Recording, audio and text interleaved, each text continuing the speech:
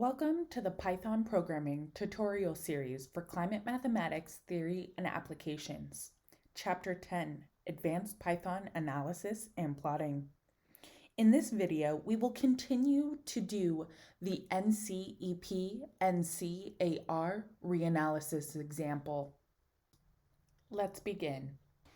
First, we are defining a map_mat_r function.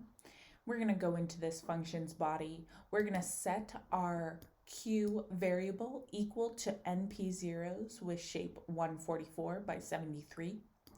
We are going to enter a for loop that is ranging from 0 to 144, where we are setting each index in our Q matrix equal to the U of all rows by the first column divided by the square root of the cosine of the GPCPST data in the first column times pi divided by 180. And we're going to return that Q matrix.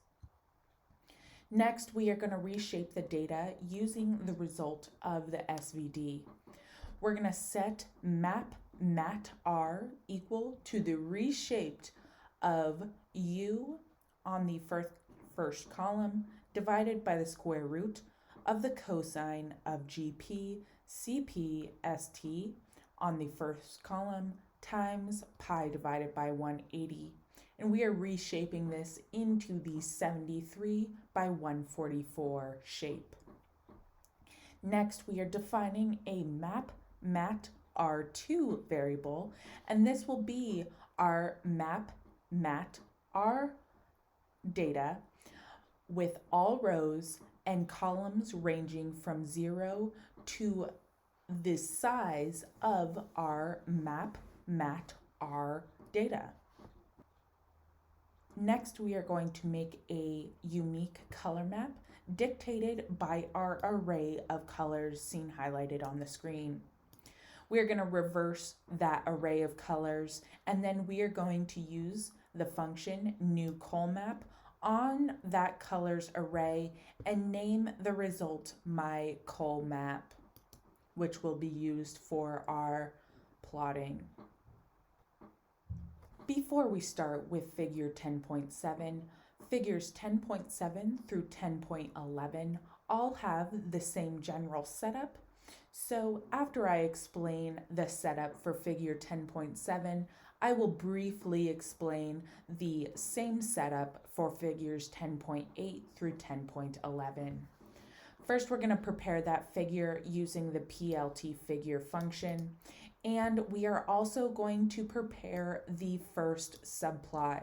This subplot function will allow us to create a 2-row by 1-column figure, and this first subplot is going to be inserted into the first index. We're going to set up a base map projection using a CYL projection with specified longitude, latitude, and our resolution equal to C. We're going to shift our data because it does need to recognize our long values as longitude values for our base map function. We're going to go ahead and use that base map object, the EOF object, and we're going to shift the data on our long vals by the map_mat_r2, also setting our long 0 equal to 180. Next, we are going to go into drawing coastlines and parallels and meridians. In the following highlighted block, you can see that we add our coastlines, draw our parallels, draw our meridians, and we are also adding country lines.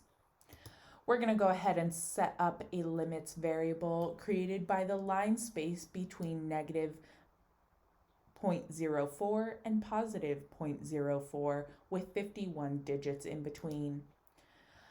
Going into our contour map, we're going to use that PLT contour F function on the array of longs 2 by the array of our lat values with our data 2 in there.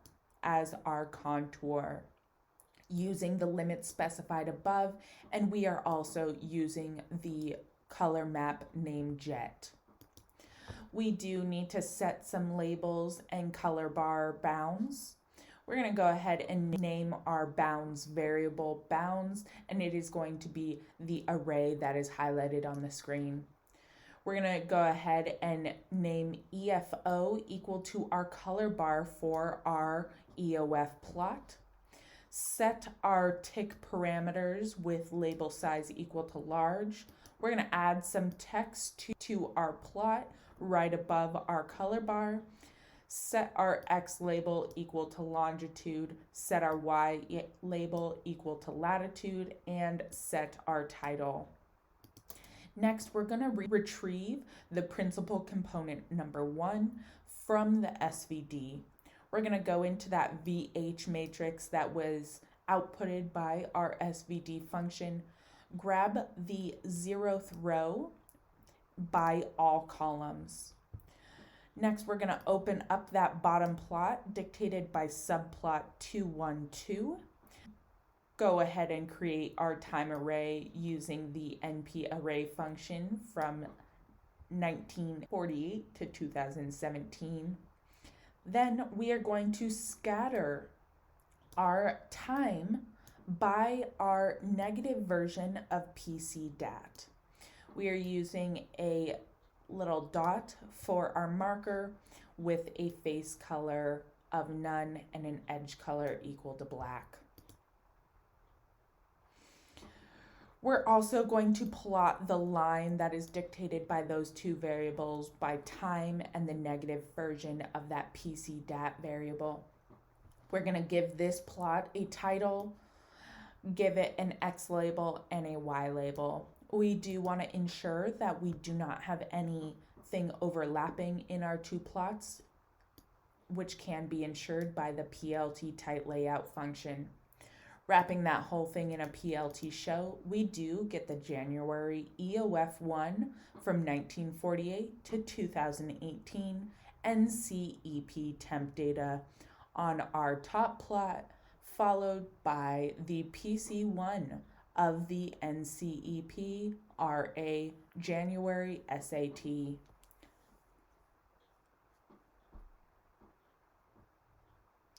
Next, we're going to go into figure 10.8, which is made in a very similar fashion. I will quickly go over the data that is being used for this, but all of the plotting functions are the same as the plot above.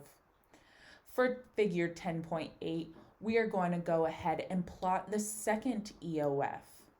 We're going to plot the second EOF by using that reshape function on our U matrix, but this time in our first index column, which is our second column overall. Still dividing by the square root of the cosine GP, CP, ST, all rows by first column data. We're going to go ahead and make a my map mat R2 using that map mat R data we just created, and we are going to take all rows and the columns that range from 0 to the size of that map mat R matrix. Once again, setting up our first subplot using that base map function, shifting our data to prepare it to be plotted on a map, drawing coastlines, latitude and longitude lines on our map. Go ahead and plot our data 2 using the contour F function, setting our labels, color bar bounds, opening our second plot, creating our time variable, and plotting our second PC in the same manner as above. We do get this January EOF2 from 1948 to 2018 NCEP temp data on our top plot in this figure, and our bottom plot is the principal components 2 of that NCEP RA JANSAT. Moving on to figure 10.9, we're going to go ahead and plot the third EOF. Going over how we create that data once again, we are reshaping our U matrix. We are reshaping our third column of our U matrix that is getting divided by the square root of the cosine of our GP, CP, ST first column data. We're going to go ahead and slice this data and name this new slice map mat R2, and this is going to take all rows and columns ranging from 0 to the size of our map mat R data that was defined in the highlighted text. We're going to open our subplot, go ahead and create that base map, shift our data using that negative map mat R2 data that was created above, draw our coastlines, latitude and longitude lines, and plotting our data 2 on our contour F. We're going to set all those labels, create our PC data, grabbing the third column of our VH matrix, opening that bottom plot and going ahead and plotting all of those bottom plot parameters. We do get this January EOF3 plot to show once running that block of code. We can see that we do in fact have our EOF3 plotted on our base map function up top and our PC3 plotted down below. Going in to our next set of computations, we want to just verify that we know the GP, CP, ST shape, which is truly 10,512 by 828. We're going to create the EOF from detrended data for the following plots. We're going to redefine that MUN-J array. We're going to go ahead and redefine that GP, CP data seen highlighted on the screen. We're going to go ahead and redefine that GP, CP, J data, which uses the GP, CP data with location of all rows, but only with the MUN-J columns. Redefining our CLIM-J, taking the mean of the data set that was created above the highlighted line, and also creating our standard deviation matrix that was taken from that GP, CP, J data. Now we're going to go ahead and make an anom-J matrix, which will be equal to the GP, CP dat with location, all rows with MUN-J columns, transposed minus CLIM-J divided by SDJ, and we do need a final transpose on this matrix. The transposes that were happening in this highlighted line were absolutely necessary to abide by the matrix multiplication rules. We're going to create a linear regression object and name it reg-R. We're going to go into the linear regression model package, accessing the linear regression function. Next, we are going to go ahead and print the anom-J.iloc on the 0th row with all columns, which we do in fact get 68 columns to pop out of our anom-J matrix. Going into creating our time variables and our trends that we are going to be looking at, create that time variable using NP array ranging from 1948 to 2016. Next, we are creating our trend V function by the following for loop. We're gonna create our trend V out of 10,512 zeros. We are going to enter a for loop. Then we are going to use our regression fit on the time variable that has been reshaped appropriately for the regression object. And we are using this time object and our enum.j data to create our trend V. Our trend V will hold all of the regression coefficients that come out of fitting our linear regression with each row found in our enum.j matrix. Next, we're going to create a trend M data set using a trend M function. We're going to go ahead and make that result equal to the matrix of zeros that has size 10,512 by 68. We're going to set our trend M variable equal to the data frame created by those zeros with columns TM1 that index MUNJ, that index on the variable MUNJ. Then we are entering our for loop using that regression fit once again on time and each row in our enum.j data set.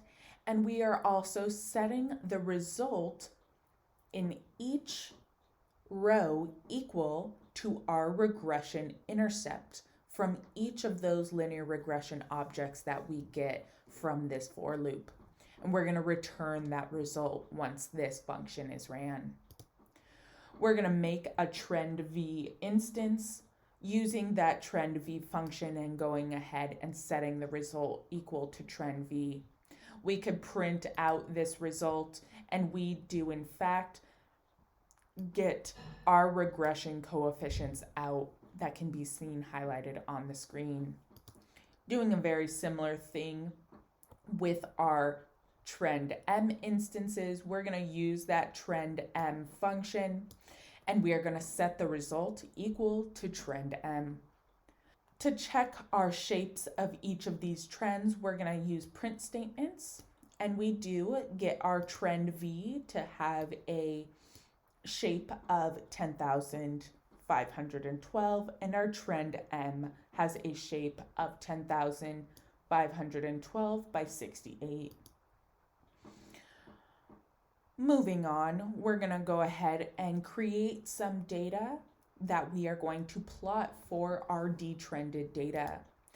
Our DT enum.j will be equal to our enum.j matrix minus the trend M matrix we just created up above. We're going to go ahead and look at that shape, and we do in fact verify that our DT enum.j does have the same shape as our trend M. Creating a V area variable from the NP cosine of our GP CP ST data times numpy divided by 180. And now we are going to go ahead and use that V area variable to create a DT enum AW variable, taking the square root of that V area and multiplying it by our DT enum.j transposed. We could go ahead and compute our SVD from the area weighted anomaly matrix, which is DT enum AW. setting those results of the SVD computation equal to US and VH. We could go ahead and print out those shapes once that is ran. We do get the highlighted shapes for U, S, and VH. We're going to go ahead and define a function that will help us set up our data. We're going to define map mat_r, which is equal to the zeros, which is equal to the matrix of zeros with shape 144 by 73. We're going to enter this for loop that ranges from 0 to 144, setting each index in our Q matrix equal to U, all rows on the 0th column, divided by the square root of the cosine of the GP CPST data, first column, all rows, times pi divided by 180, and we are going to return that Q matrix. Going into figure 10.10, we are plotting the first EOF from the detrended data. This block of code that is being shown is very similar to the EOF plotting measures that we used above, but we are using a different set of data. Our SVD data is now from our detrended data that we were just looking at. We're going to reshape that first column of U, dividing by the square root of the cosine of GP CPST times pi divided by 180. This is going to get reshaped into the 73 by 144 shape. Then we are going to go ahead and use that variable we just created, that map mat_r variable. We're going to grab all rows and columns that are ranging from 0 to the size of that matrix. Next, setting up our base map, and we're going to go ahead and use that shift data function once again on our long vowels, and we are using our map mat_r2 as our data to shift this data. Drawing our coastlines, drawing our parallels, meridians, and country lines, we have a set up base map. Defining our limits for our contour plot, and now we go into our contour F function, using that longs2 variable as our longitude and our lat vals as our latitude, with our data2 as the data to make the contour function from. We're going to use those limits and the color map of jet. Go ahead and set the labels and color bars of this plot using all of these functions. Then we could go into the bottom plot of this figure, which will show us the PC1 from SVD. We're going to go ahead and access that PC data, which is hidden in our VH matrix in the index 1, all columns. We're opening our bottom plot, setting up our time array. We're going to scatter those points dictated by time and our PC dat, and we are also plotting the line dictated by those variables as well. Setting our title, our X label, and our Y label, and we are going to ensure that our plots do not overlap with that tight layout function, wrapping the whole thing in PLT show.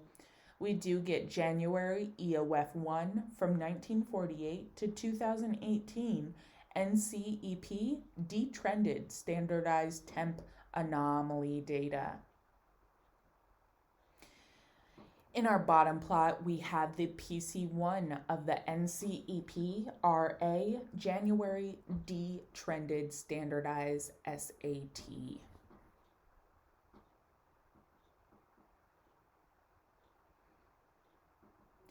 Moving on to figure 10.11, which is made in a very similar fashion. We are just going to be plotting the second EOF. The only thing that really changes in this block of code from the one we were just viewing is that our map mat R is now using all rows but the third column of our U matrix retrieved from that SVD function.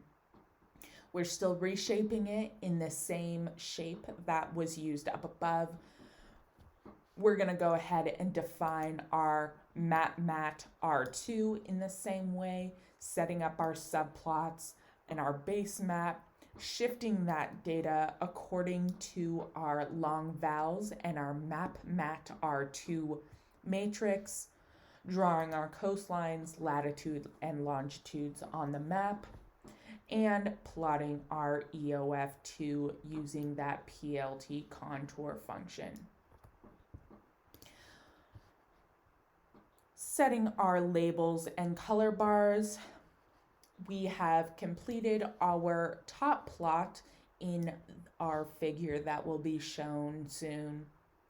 We're going to retrieve the PC2 data using the PC date as our variable name and setting that equal to our VH matrix in the second row with all columns. Then we're going to open our bottom plot, plot our PC as scatter points, as well as plotting it as a line, setting our title, setting our X label, setting our Y label, ensuring that we do not have any overlapping visuals from the two plots that we're about to show, and then wrapping that whole thing in a PLT show. We do get the January EOF2 from 1948 to 2018 NCEP detrended standardized temp anomaly data on our top plot, and our bottom plot is the PC2 of the NCEP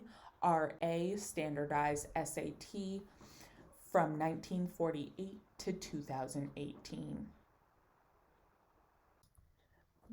This concludes Part 2 of Chapter 10, Advanced Python Analysis and Plotting. Join us next time for Chapter 10, Part 3, Area Weighted Averages and Spatial Distribution of Trends.